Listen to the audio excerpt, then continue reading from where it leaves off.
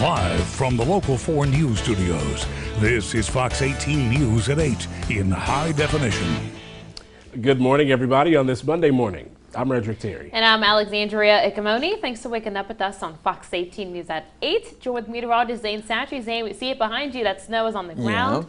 We definitely got some yesterday, but this morning we're in the clear. We are in the clear in terms of falling snow. Yeah, there's none of that coming down, but the snow is sticking to the ground right now. Temperatures are a little bit below freezing. Most importantly, though, we have quite a bit of fog across parts of the area. If you do have to be out and around traveling this morning, yeah, that's going to be a little bit of a problem. Make sure the headlights are on and the like, because it's just a little bit gray and hard to see longer distances outside to start off the day. Otherwise, cloudy skies, no more snow falling after we picked up about 3 inches here in the Metro Quad Cities, about 1 to 3 area wide. Well, now it's just about the reduced visibilities. Mile here in the Metro Quad Cities, 3/10 of a mile. Galesburg, 8/10 Monmouth, a little over a mile now, improving in Sterling and Rock Falls, at least officially at the airport there.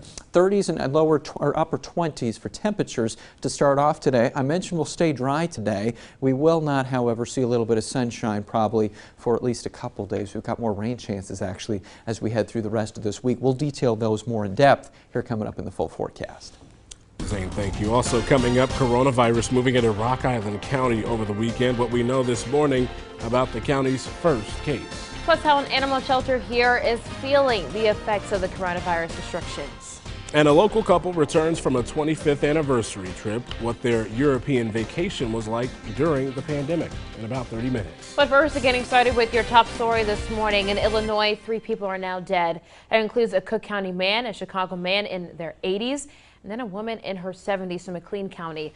A little more than 1,000 people have now tested positive for the virus. That's about 300 more from Saturday's count. On the Iowa side, as of yesterday, there are 22 new positive cases, including 2 people in Dubuque County. It brings the total to 90 in Iowa, with about a third in Johnson County. There are still no deaths. Right now, Illinois is under a stay-at-home order by Governor Pritzker, but there are questions about what that actually means. Fox 18's Josh Vincent is live in our newsroom. Josh, break it down for us this morning.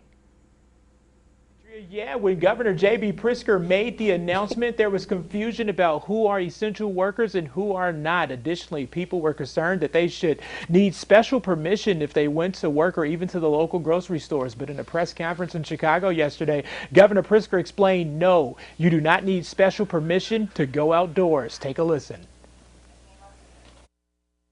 You do not need to have papers or a permission from your employer. Nobody's being stopped on the streets unless they are, in fact, seen to be directly violating the stay-at-home order. Now, the governor said direct violations would be an example of having gatherings of more than 10 people, such as a family function or playing basketball, or just people just not participating in social distancing. Nevertheless, Pritzker said the goal is for people just to do the right thing and stay at home unless they need to be out. The order is in effect at least through April 7, and on our website, ourquadcities.com, I have the complete order there. Also, what are essential workers and what are not. All of that information is on our website, ourquadcities.com. As for now, reporting live in the newsroom, Josh Vincent, Fox 18 News. Redrick. Josh, thank you. Now, another procedural vote on the latest federal coronavirus stimulus bill is set for today. It's coming less than 24 hours after Senate Democrats halted movement on the initial proposal. John Lawrence reports. No deal. The motion is not agreed to. Senate Democrats slammed the brakes on a stimulus package aimed at boosting the economy struggling from the coronavirus pandemic. Legislation has many problems.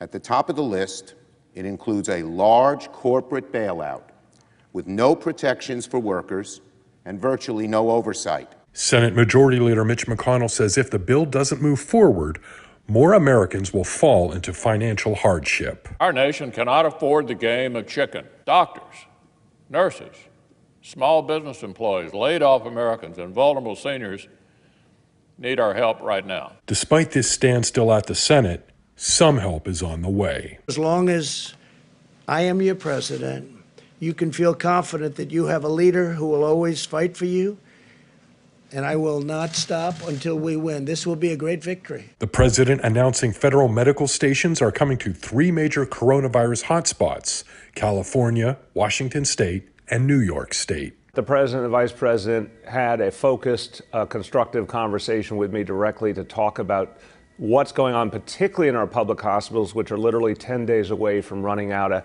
really basic supplies, particularly and equipment like ventilators. I'm John Lawrence reporting. The Food and Drug Administration approves a new diagnostic test for the coronavirus. It's expected to ship out before the end of the month and will give results in hours instead of days.